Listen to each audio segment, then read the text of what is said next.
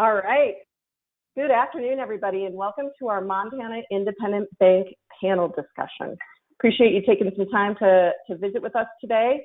I did invite three leaders within the community to join me today. I have Jim Brown and Andrew West, both of which are members or are affiliated with the Montana Independent Bank Association. I also have Scott Hensley, who is a colleague of mine from First Call, and he works with a lot of our banking clients. I really appreciate all of you guys joining me today. I'd really love it if, Jim, could you start by telling the audience a little bit about yourself and your history within MIB? Sure. So, as Meg stated, my name is Jim Brown, and let me start by thanking Meg and Scott for hosting this and for First Call being an associate member of MIB. A little bit about me: I grew up in Dillon, in the southwest corner of the state. I'm a lawyer by profession. I have law offices in Helena and Dillon. I'm calling from my Helena office today, and I have served as the executive director of the Montana Independent Bankers Association since January of 2012. Excellent. Thanks so much for being here, Jim. I think it's really impressive that you wear so many hats, by the way. Not only are you the executive director, but the fact that you're an attorney that represents so many different industries. I think you have a tremendous amount of value that you bring both to MIB, but as well as to the community. So thanks for being here. Thanks, Megan. And yeah, you're welcome. Andrew, so you're the president of Eagle Bank as well as MIB. So tell us a little bit about yourself. Yeah, that's correct. I grew up in Loveland, Colorado, moved to Montana to attend the University of Montana, got a degree in accounting, wanted to be a CPA, ended up being a bank president instead. Not a bad trade-off. I've been the president of Eagle Bank since January of 2015, and I've been a board member of the MIB since 2015, and I've been the president of the Montana Independent Bankers since last summer. I appreciate the opportunity to be here today, so thank you. Yeah, thank you. And one of the things that's really impressive to me about you, Andrew, is that you have a passion for independent banks. You've had opportunity to work at more corporate environments, and you've passed those up because you really believe in the community aspect of independent banks. So I think that's really impressive. Thanks very much for being here. Yeah. Scott, can you tell us a little bit about your history with First Call, what you do? You're a virtual chief information officer for us and a colleague of mine, but what's your history with First Call? So been with First Call for a little over 4 years now.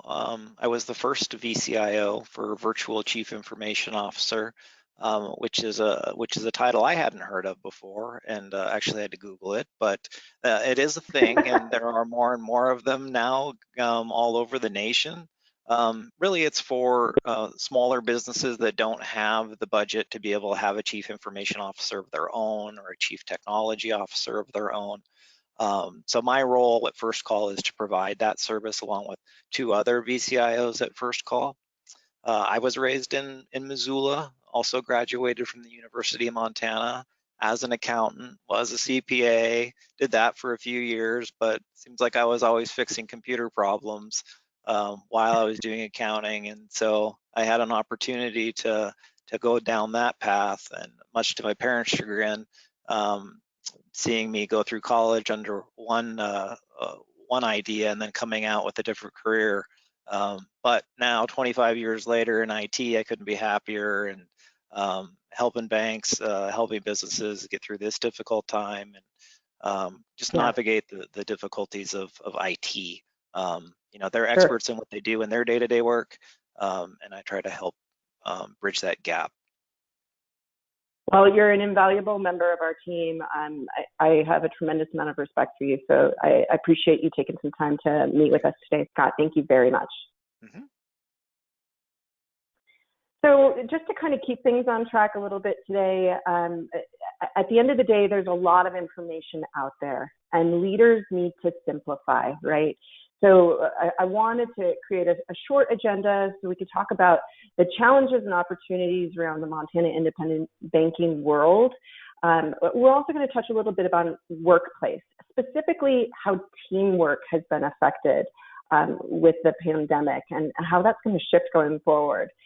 I want to ask my panelists as well about the phases that they see happening through the industry over the next 30 to 60 days and beyond that? Where are we going with all of this? What do you guys see as those phases in the future? And then last, I really do want to give Scott some time to talk a little bit about the technology perspective, how we're helping our customers at First Call make good decisions around their IT partners, as well as the technology that they need to get their work done. So that's our agenda today. We're going to dive right into it because I want to give my panelists as much time to talk as possible. We're going to start with challenges and opportunities. Now, we have come up with a few here. As you can see, regulations, the technology platforms that are shifting. There are increased capital demands on Montana independent banks. Deposit operations have shifted. Fraud prevention is one of those things. But, let's start with you, Andrew, if you don't mind. Talk about what specific challenges you see within the industry. They can be on the slide or elsewise.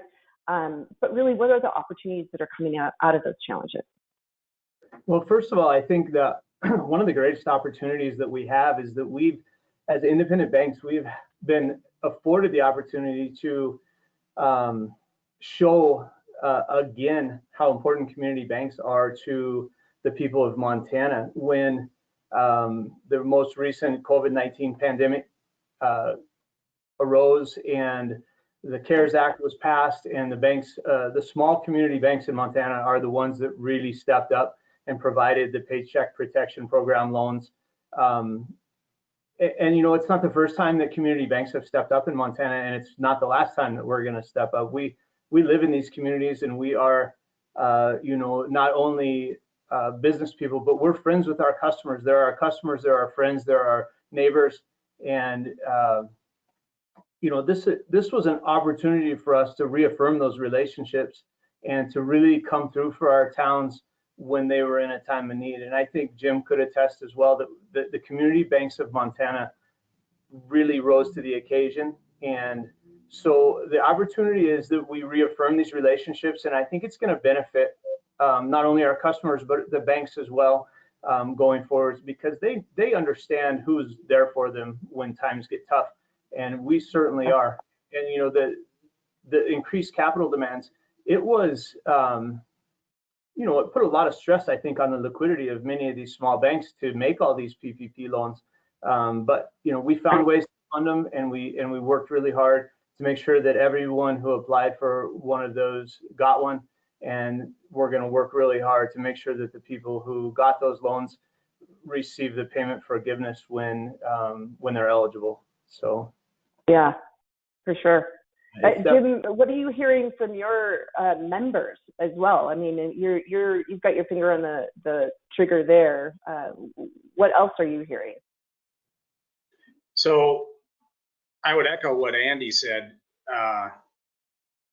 Since the start of the pandemic, community banking in Montana has really shined brightly and frankly across the country. You're all aware of the fact that community banks have stepped in and provided services to customers of the mega banks, if you will, the too big to fail institutions. Really, community banks in Montana had two choices at the start of this. One is they could have gone on as with business as usual, or they could have taken this time as an opportunity to position themselves in the marketplace and to better their marketplace position. And I think across the board in Montana, the banks chose to do the latter. And as Andy discussed, a number of our banks have picked up new customers because of the personal service that community banks provide and the one-on-one community benefit that community banks provide. The great news for community banks was they were well positioned going into this COVID-19 crisis, and that's because the business model of community banking is personal relationships, and right. you're seeing that business model win over in this time. Yeah, absolutely. I have a tremendous amount of appreciation for my bankers as well. Excuse me. In terms of the relationship, I mean, that means everything to just that person that's just working hard for a paycheck. So appreciate that perspective. In terms of regulations, have things increased in terms of regulations? Have the regulations been kind of pushed back a little bit? What are you hearing in terms of those departments? Are you speaking to me or Andy? Either of you. I mean, let's start with you though, Jim, since you're still going. Well, that's a pretty open-ended question. Sure. The very nature of the PPP and disaster loan programs, we've never seen anything like this in American history, in my opinion, right? Where the federal government is literally creating loan programs out of whole cloth with no guidance. And so what you're having is a situation where you had banks who started out with a program that was basically a very basic program with a directive from the federal government to get this money out into the community to help businesses, right? But what you're seeing is because there was no guidance in the rollout of these programs, you're having banks who are having a lot of difficulty, trying to comply with the program when you don't have any guidance. And so what my concern is, and Andy and I were talking a little bit about this before we came on air, if you will, is that the concern for community banks is that the regulation is going to catch up to the program, right? And so there's some concern that maybe there could be some problematic regulation. I mean, what we're seeing, and Andy can confirm this, is in other areas of compliance, the feds are sort of deferring bank compliance on that, if you will, with the understanding that banks are having to focus a lot of their efforts on the PPP and disaster programs. I'd turn it over to Andy from there. Yeah, picking up where Jim left off with regard to the regulation, one thing they're offering some leniency with regard to capital requirements. They're also offering a fair amount of leniency with regard to payment forbearances as a result of cash flow troubles because of the COVID-19 pandemic. So we are being allowed right now to do things that normally we wouldn't. It would probably, a lot of these forbearances that we've granted may possibly in the past have been considered troubled debt restructures. They're not requiring us to classify them as such. And so they're giving us a little bit of latitude with regard to that in terms of safety and soundness and compliance. Jim is correct. We are flying blind when it comes to the PPP program. I mean, literally, we are doing things that we have not been given guidance on. Right. For the most part, we're staying, I think, out of the ditch, but it's hard to know. So it's been a little bit challenging. I think this, again, it's where the community banks need to be recognized for sticking their necks out in an unbelievable way to help their neighbors. I mean, and help their customers, because that's really what's happening. I mean, we really don't know, how this is all going to shake out, and it'll be interesting. It'll be really interesting to see as the year unfolds, how it does turn out. Yeah, I can see that would be something to be a little concerned about. I mean, you don't want to have it get thrown back in your face after doing the right thing and being told what to do from that perspective, just not giving the guidance to do it. One of the other things I do think is important to talk about, and I have this slide here for fraud prevention. We've seen from a technology perspective that there's a lot of bad actors out there that take advantage of any big thing, but certainly they're taking advantage of the fears around COVID-19. Are there any new things that you're concerned about as a community and an industry in regards to fraud or helping your customers stay safe? And I'll start with you, Andrew. Sorry, I should probably say that. No, that's fine. We haven't seen much lately, or thus far, I guess. There's probably, what comes to mind right off for me is there's probably been a pretty fair amount. I bet Jim would agree with me on this. There's probably been a fair amount of fraudulent PPP applications. I think there were many people who probably applied for that loan who didn't need it, you know, and so I don't know, when you throw free money out there, it creates a pandemonium, and it's been a little nuts. But as far as consumer fraud, you know, I haven't really seen anything come through our pipe yet, but it's early. So, you know, it's really hard to say. I haven't had any customers that have called in or phoned in with that they've had someone trying to take advantage of them. But again, it's early. So I'll let Jim chime in and see what he thinks. But yeah, I would echo what Andy said. Early on, when the federal government was ramping up this program, I actually did an op-ed to the newspapers in Montana that basically said, first of all, there's no need to make a rush on your bank. This isn't the 1930s. We have the FDIC. Second of all, just be aware that none of these agencies, federal agencies, are going to reach out to you as a consumer and try to get you to sign up and, you know, give your accounts and that sort of thing. And so, prospectively, we saw that this could be an issue. That being said, I would agree with Andy that if it's inevitable, if you have a program of this magnitude, that there's going to be fraud. And clearly, one of those areas that we'll find out are fraudulent applications, and people don't need it. But I think on terms of the bank level itself, I don't think that's be an issue where you're having people doing phishing type scams and that sort of thing right now. I think it's more on the application side. Now, the interesting thing is that we are seeing stories, this is related but not related, we are seeing stories out of other states where a lot of the fraud is going on right now is in unemployment programs. So that'll be interesting and something to keep an eye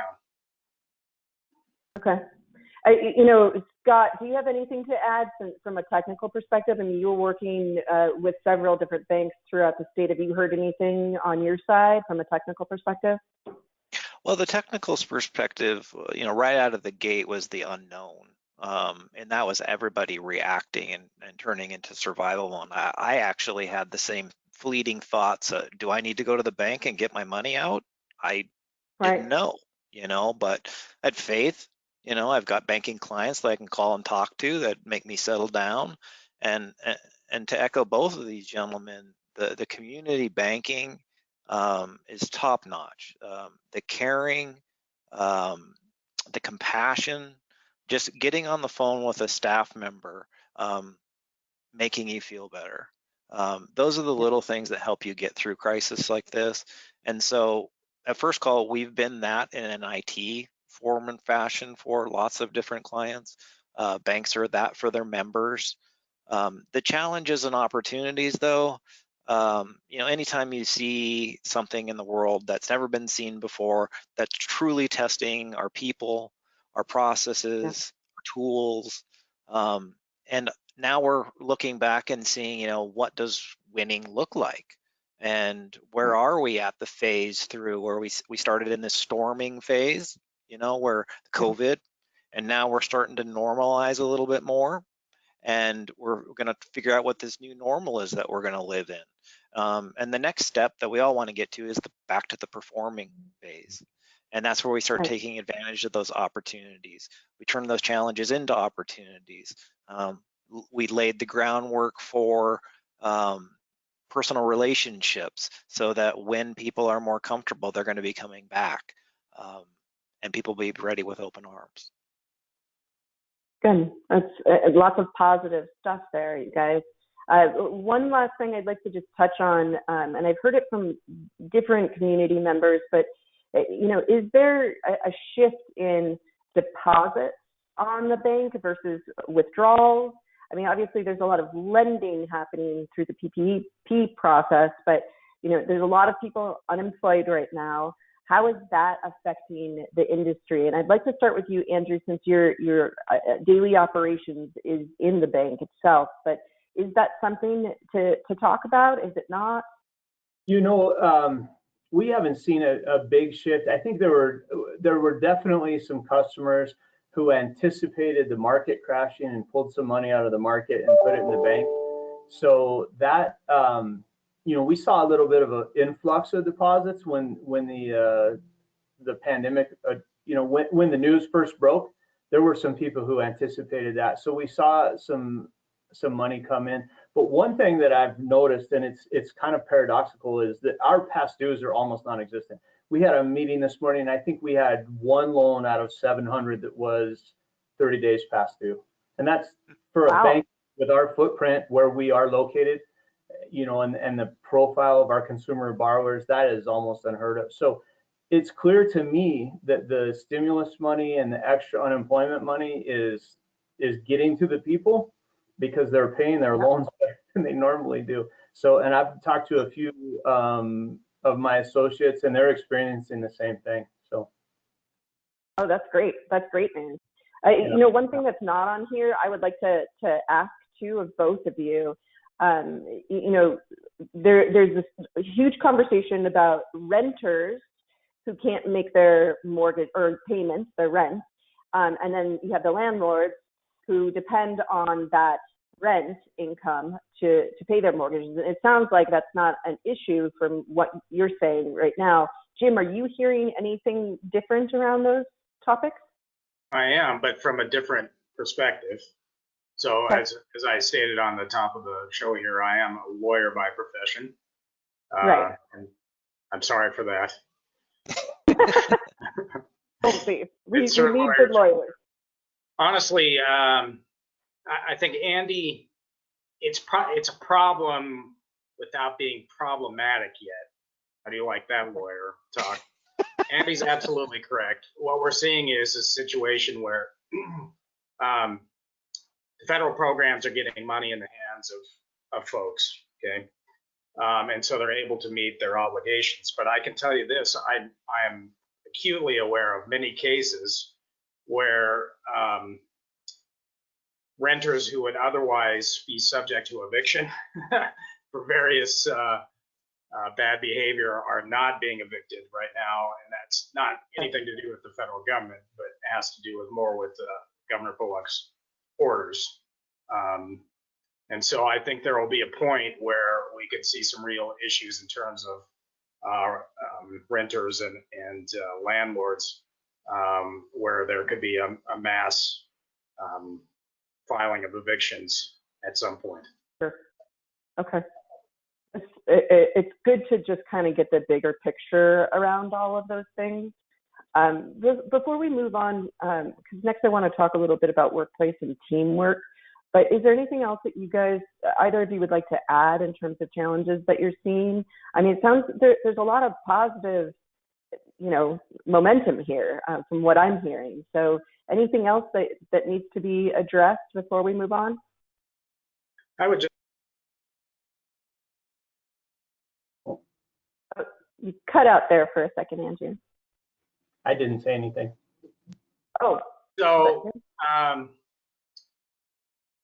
you know, right at the beginning of this crisis, when we had a lot of uncertainty as to what the state was going to do in terms of restrictions, public socializing and businesses and that sort of thing, I think banks really had to examine how they were going to operate in terms of closures and shelter-in-place orders. I know that consumed a lot of time for our banks as to how they were going to do their staffing issues and the stress that was causing not only on the officers, as you can imagine. I have concerns personally. I haven't heard this from any of our bankers, but I have concerns about possible burnout among officers. And then, of course, you have a lot of stress among employees having to deal with the public, changes in schedules, changes in routines. And so I think that's something that our banks have handled well to this point, but it's something that I am going to keep an eye on as an association in the coming 3 to 6 months to a year. And then, you know, if you look a year out, and we're still dealing with these kinds of restrictions, I think even though current demands are being met, like Andy talked about, there's going to come a time, I think, in 2021, if we're under the same constraints, where you're going to have some non-performing loans and in great volumes. Okay.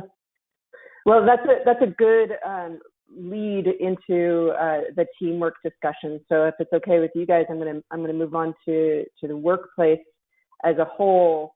reiterating that we all understand that work is still work, right? And it needs to get done. Within the banking industry, work's actually been increased to an extent because you're doing more loans than you had been before. But the normals of how you're operating need to change a little bit based on the pandemic. I mean, there's distance concerns, there's cleanliness concerns. I have all the confidence in the world that your banking members have tackled those. But again, going back to what you talked about, teamwork. Really, like, you got to be concerned about the emotional state of your employees and your clients as well. So how has teamwork changed based on the pandemic, and how do we see that working going forward? And I'd like to start with you, Andrew, again, just because you're boots on the ground, but Jim, I'd love for you to jump in there as well. Sure. This has been an interesting time for us. Like I think every bank in Montana, with the exception of maybe one or two, we closed our lobby on March 19th, I think. And it has been really interesting to watch the staff pull together.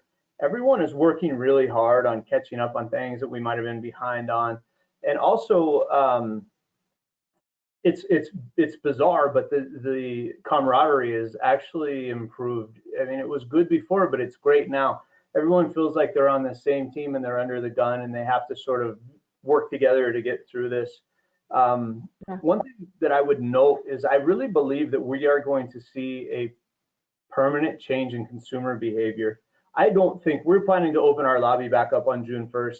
And I really don't think we're going to see the same amount of traffic that we were seeing before, because with our lobby closure, we had many people that have migrated to the website, to the mobile application, to the drive-through. Right. And a lot of people who are just, I think, utilizing technology.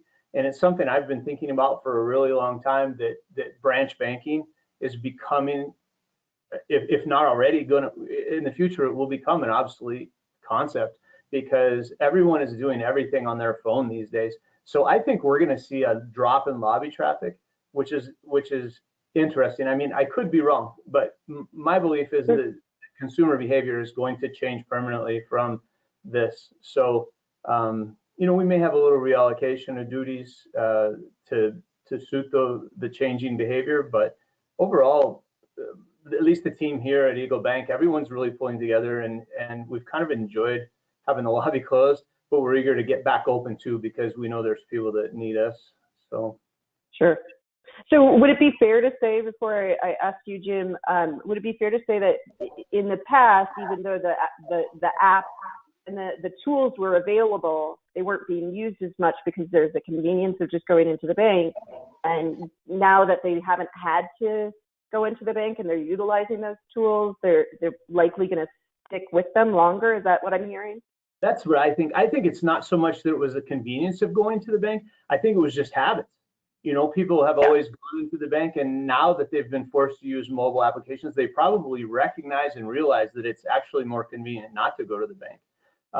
So I firmly, and I've been thinking about this well before this pandemic, but I really believe that the entire industry is moving in that direction. And I think this has probably accelerated it. And so, I mean, I could be wrong, but that's my theory. Jim, what are your thoughts around that? So let me echo what Andy said. So from an association perspective, where we represent the majority of community banks in Montana, I agree with Andy that this has been a time where community banks and bankers have come together and collaborated, and excellent teamwork, and everybody's pulling the oar in the same direction and all understand the mission of community banks. Let me also pair what Andy said. So, in preparation for today's meeting, I basically bullet pointed some of the benefits of, the new normal, if you will. I absolutely hate that term. But the first 3 bullet points I put down are: banks are utilizing their digital assets after preparing for online experiences and processes, exactly what Andy was just talking about. The banks are learning and adapting to new information systems. And I truly believe that this experience has allowed banks to bring added value to their customer base. As you heard Andy say, and I've heard this from banks across the spectrum, this is going to change the way that consumers do their financial banking, if you will, how they interact with financial institutions. And I think Andy's absolutely right. You're going to see a lot more online usage now, less lobby traffic. I mean, you'll still have the older generation, if you will, who are used to going into the bank. But the reality is I don't think the consumer has seen any drop in the quality of service that they've been provided, either by going through a drive-through or using an online app or anything like that. And so I think I think community banks have brought real value to their consumers through this. That's great. I'm so glad to hear that, though, as well. So there's a light at the end of that tunnel. Will it affect, do you think, Andrew or Jim here, the size of the team that you have going forward as things start to move more digitally? Are you going to need to downsize your employees? I would answer no to that, because we run really lean as it is. We have only 15 full-time employees, so it's probably, I don't think we'll end up downsizing. There may be some shops that do, but it is, one thing I wanted to add to what Jim was saying was that although we're using digital or online technologies, the one thing that really distinguishes community banks from the too big to fail banks or some of the bigger national banks is that when you call the phone number to get to my bank, you actually get to my bank. And if you ask for me, you get me. And it's right. That is a giant distinction between us and the larger platform banks, because you can't, some of those banks, you cannot even call a local branch. So we still offer the technological benefits. We still offer the hometown experience, because you can actually talk to someone who's a decision maker. You can talk to someone who knows you, who can help you, and who is familiar with your situation. And I think that's something that is, it cannot be overemphasized enough. That's great. I'd love to hear that. One of the things I wanted to touch on, Scott, if you have anything to add here in terms of change management. You'd mentioned that this is something that you've talked to some of your banking clients about in the past. What does that look like to you and your conversations with your clients? Yeah. Well, as we entered into the crisis and trying to be flexible, trying to evaluate the feasibility of remote workplace, if that's data flexibility or phone flexibility, or being able to connect securely remotely and allowing staff members to work off-site. Traditionally, that's pretty locked down with banks. It may be locked down to banking hours, but a lot of loans, a lot of loan officers were putting in a lot of extra hours in order to manage the PPP loans. And so they had to change. They had to open up and become a little more flexible. And those things are process changes, and big process changes for financial institutions.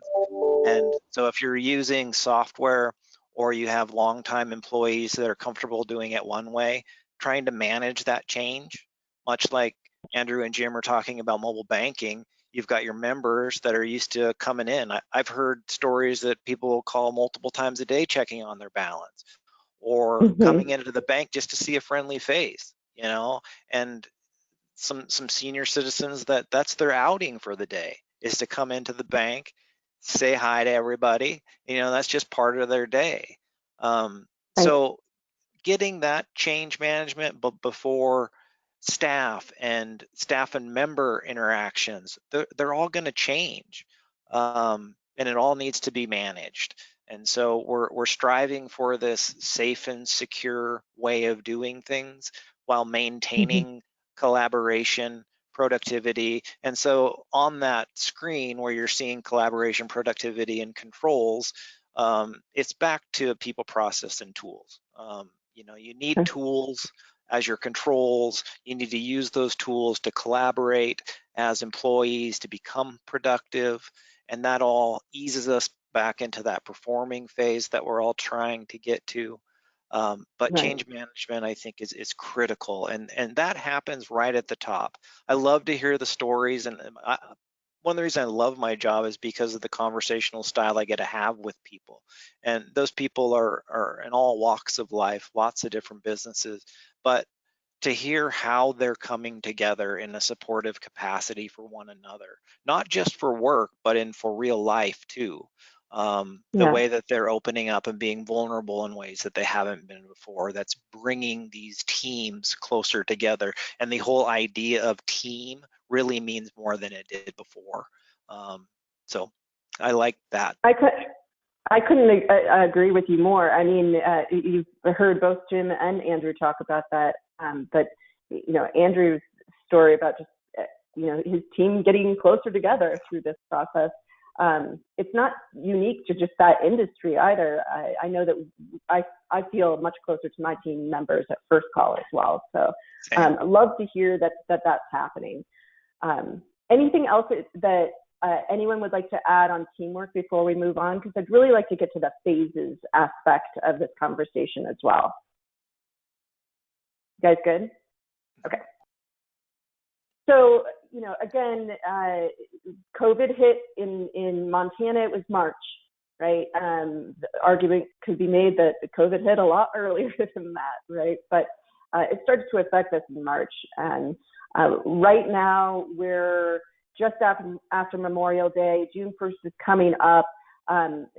Starting with you, Andrew, what does the next 30 to 60 days look like? And I know we've talked about this a little bit already from both of your perspectives. Things are going to change a lot. But what is your vision? And when we're talking about this, I want to keep in mind that there's operational phases, technical phases, and emotional phases. So what does the next 30 to 60 days look like for you, Andrew? Well, I think for us, we intend to, as I said before, open our lobby. Operationally, I think things will probably go back to how they were with the exception of the changed consumer behavior. Technically, we are relying more on the mobile applications. Emotionally, I think everyone, at least at my bank, we're just kind of ready to get back to life. I don't know how, I'm sure everyone kind of feels that way. We want to be safe. We want to look out for the health and protect our employees, protect our customers. But I think everybody's really ready to kind of get back to normal to the extent that we can, whatever, like Jim said, the new normal is. 60, 90 days beyond, I think in the next 30 to 60 days, we will be heavily focused on trying to help our business customers get the SBA PPP forgiveness.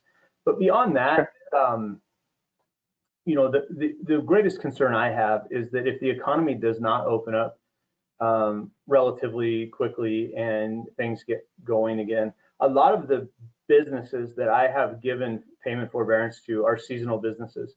And if things don't get opened up again, we could, and it's not unique to me, it's all community banks, all independent banks in Montana. We could really be facing some asset quality issues in the third and fourth quarters or the first quarter of 2020. And I think that's where everyone is really uncertain at this point, because we really don't know, what the extent of the financial and economic damage that we are going to suffer, not only in Montana, but statewide, but nationwide, as a result of the pandemic. So there's, right now, like we talked, things are good where everyone's making their payments. However, there could be a storm cloud on the horizon for sure, and it's a little disconcerting. I'm keeping my fingers crossed. I'm hoping for the best and preparing for the worst at this point. Sure, understand. Jim, how about you? I mean, you've touched on this throughout the presentation already. Anything to add to that? Well, Andy's absolutely right. Uncertainty is the key word. I just, business abhors a vacuum, right? And we're in about the biggest black hole there is that we've experienced in our lifetimes, right? I mean, the unknown is just, it's really, yeah. I mean, how do you predict beyond 60, 90 days at this point? Yeah. I mean, here in Montana, we've been very, very fortunate. This is why we all choose to live in Montana, because this is an amazing state. We live here because of the lifestyle, which includes the ability to social distance, because we can get out into the wilderness and get away from people, right? So we're very fortunate here. Montana hasn't seen certainly the health impact of COVID-19 that was projected, and we're fortunate for that. But we have to be mindful, of course, that the governor does have the reopening order in place, which basically talks about reopening Montana in phases. Right. We're still at a point, we had to cancel our state convention for the MIB because it would be more than 50 people, and we don't know when the governor would allow group events to be more than 50 people. All of us are here Montana Grizz, and we all hope that we have a football season for the Grizz, but really at this point, who knows? I think the good news, to take it back to community banking, is the good news for us is that the mission of community banks hasn't changed and will remain the focus going into the future. And it's a very successful formula, as I talked about, in the future. And so whatever happens with our customers, as Andy talked about, community banking will remain stable. And we know will be prosperous going into the future because of the business model. But we do have concerns for our immediate customers, and of course, all of us have concerns for the economy as a whole, because clearly other areas of the country are far more impacted than we are, which has a residual effect here. Yeah, absolutely. And Jim, you mentioned that you had to cancel the event this year for Montana Independent Bankers. Is there anything you want to speak to in terms of how you're going to be communicating with your members going forward on that note? Sure. Yeah. I mean, it's a huge disappointment that we're not having our annual convention and trade show. The best part of that is the ability to meet with your peers in person. I mean, that's the number one thing that we always get coming out of the convention, is the socialization time, and you get to interact. Just not going to happen for a while, as near as I can see.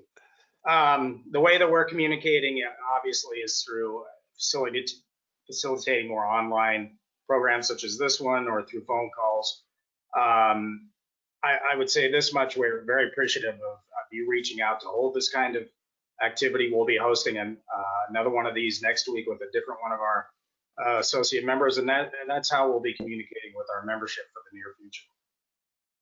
Great. Well, you guys do a lot of work. It's good, hard work. As a member of the community, I'm grateful for it as well. So thanks for putting it all together, and we'll continue to work through these phases as a community and as an association. So from there, I'd like to just jump into this next slide and give Scott a little bit of time, if that's all right with you guys. So, First Call has created what we consider a technical blueprint for how we work with our Montana banking customers. I am not the technical expert here, so I'd like to open this up to Scott to just talk us through what this blueprint looks like. We've got about 5 minutes on this, if that's okay, and then we'll get some questions answered. Yeah, so this one slide can be used for a lot of different aspects. It's broken up into quadrants. We'll start in the top left: leadership, maintaining that vision, altering that plan. Banks are great about having plans, great about having policies, but a lot of those things needed to be adjustment during the last 60 days.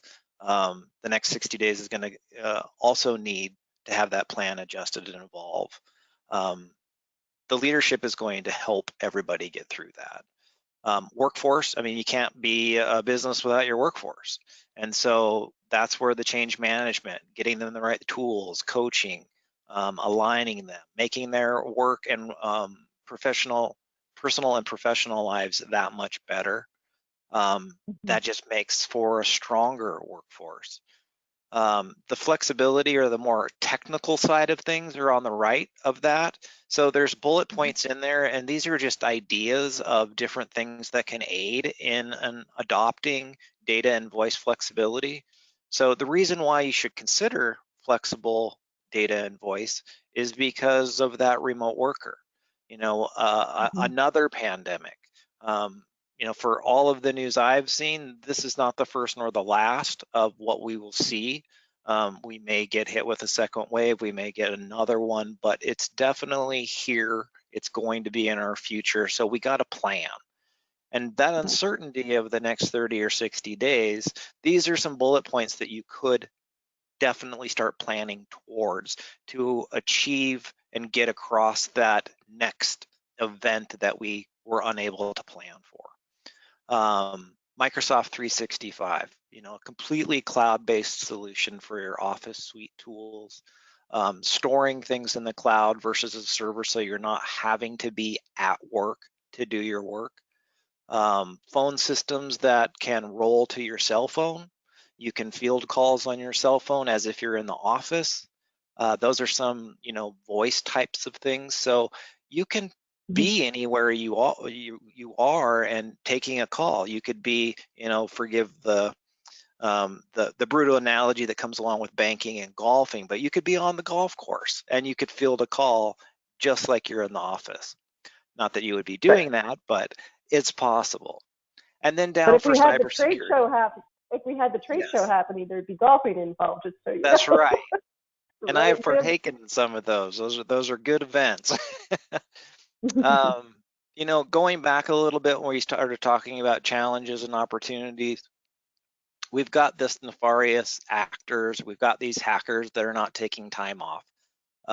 They're trying to exploit everything that they can during a time of crisis, vulnerabilities they're taking advantage of. So cybersecurity is definitely a big keyword, big buzzword everybody's getting behind, making sure your backups of your digital assets are not only backed up locally, but now we're replicating those things to the cloud. So if there is some sort of ransomware that gets a hold of your server, that we haven't lost everything. And at Eagle Bank, we've had some challenges over the last year, but we have risen, and the investments that they've made, it's night and day difference. From last May to this May, night and day difference. So I hope Andrew feels the same. I hope that he's happy he made the decision to partner with First Call. I really enjoy working with Eagle Bank, all the banks that I work with. I like the structure around it. And so, yeah, this 30 to 60 days of kind of unknown is unsettling to myself because I'm more of a planner. Sure. And that's why you need blueprints and plans. So, Here's a plan. I think it's, yeah, exactly. I think it's great that we're doing our best to help the leadership of these banks to create that plan. So they're not having to do it all on their own. There's lots of tools available. We've got smart people that help implement them. And, obviously we've talked about regulations and compliance within the banking community as a whole. It's imperative that your partner, whether it's First Call or anybody else, understands what those compliance regulations are and keep you in line with them. So I think it's really cool that you're here to be able to share that experience with everybody, Scott, and I appreciate it. Yeah, I really enjoy it. It's going to be interesting to see how our summer audits go, both state and federal, and what sort of changes occur and what questions come out that hadn't come out before. It seems like there's a different focus each year that an audit is done. So that's a lot of the time that I get really involved with the leadership of banks, because they get something that says, hey, all these things are wrong, and I don't understand what they're asking. And so we sit Right. down and we talk about it. That's great.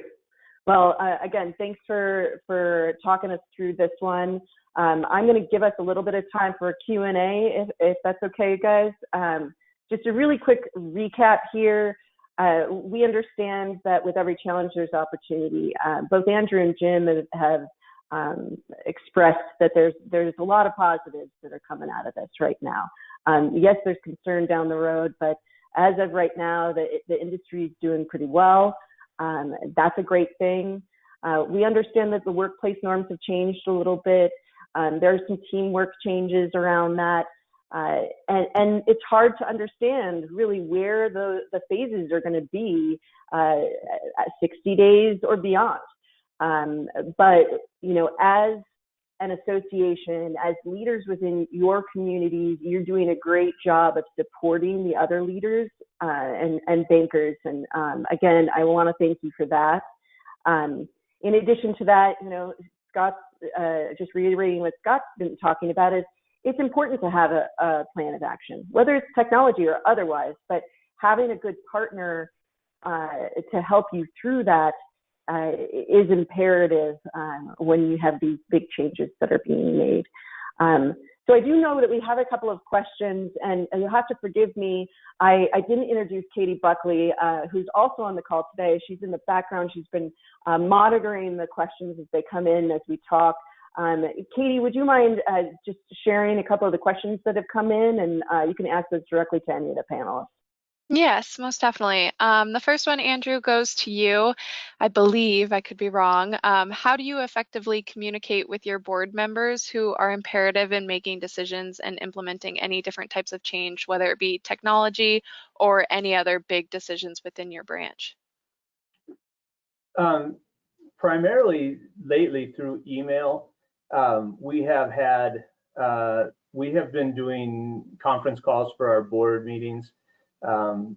You know, but honestly, I'm lucky, I guess, at the bank where I work. My board of directors is, you know, they count on me to manage the bank, and they basically provide direction at the 10,000 foot level, and they let me handle the day-to-day operations. But everything we do goes through email or our board meetings. So primarily email, I think, is the best way for us to do it. Nice. And speaking to you, Jim, how have you been able to communicate with different members of your association? So very fortunately, the board, before Andrew and I were involved, had authorized in our bylaws to allow our meetings to take place via electronic means, and I'm very glad for their foresight, because we didn't have to go in and change our bylaws or do anything weird, because we already have the authority. Frankly, the big change right now for the MIB board and the interaction with me and my staff is that generally we held our board meetings in person. We had a board meeting in April, and we had to do that obviously via telephone call. But the way that I've communicated with the board hasn't changed much at all. Primarily Andy and I, because Andy's the president, we talk by phone, but for the rest of the board, we've always communicated through email. It's been their preference. And so we've just continued that, and it's worked fine. And like Andy said, if you hire good people to manage your organization, then you give me or Andy a lot of leeway in running, and it seems to work out okay. We haven't had much change in how we've operated. Nice. Well, that's good to hear. And then I'm just going to do one last one. And for the other questions that we may not be able to get to, I'll have Meg reach out to you personally. But Scott, this one is for you regarding with everything going on now. If someone were interested in making a change in their technology provider, what would be the best way to go about doing that? You know, really understanding everything's going to start with a discussion. So just understanding what goals and outcomes that you have as an individual or as a business. If you've got a partner in place now, or you're looking to establish a partner that's got some, you know, some expertise around business line applications or services, there's got to be something that pulls partners together. And so when I work with banks or I work with any clients, I'm looking for that common thread, that thing that makes us more partners than a vendor-customer type relationship. And so all of the clients that I have, First Call has, that we always want to start with that discussion. So I'm happy. I'm sure my contact information will be available. Happy to have one-on-one or one-on-many conversations to understand what you're faced with, and then make a plan and then work that plan. Wonderful. From there, Meg, I'll pass it off to you. Thanks, Katie. And Scott, I think that you hit the nail on the head there. It all starts with a conversation. It's not a sales process. It's a conversation. It's a discussion. Create a plan. So thank you for that. And I will make sure that I share Scott's information with anybody that's interested. We'll share that as we send out the recording at the end. Just a couple final slides as I thank all of my panelists here. There are some resources available. Obviously, MIB has a great website. They've got a COVID page on there if you need resources around that. Jim's contact is in there as well as Andrew's.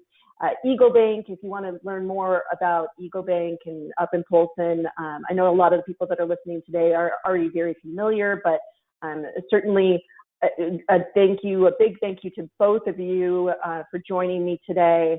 I do have one other slide with resources, and that's just from the technology perspective. We got some business development executives as well as the CEO that can certainly be reached. Scott's another resource. We have so many. We have created a COVID performance guide that there's a link here. There's a couple of different links for some phone options or communication tools as well. So please feel free to look at those and ask questions along the way. And with that, I just want to say one more time, thank you, Andrew. Thank you, Jim. Thank you, Scott, for taking the time out of your day today. And any way that we can support you moving forward with your members, please don't hesitate to ask. We will always be here for you. So with that, I will say good day, everyone. Thank you. Thank you, everyone. Bye-bye. Thanks, guys. Bye-bye. Thank you.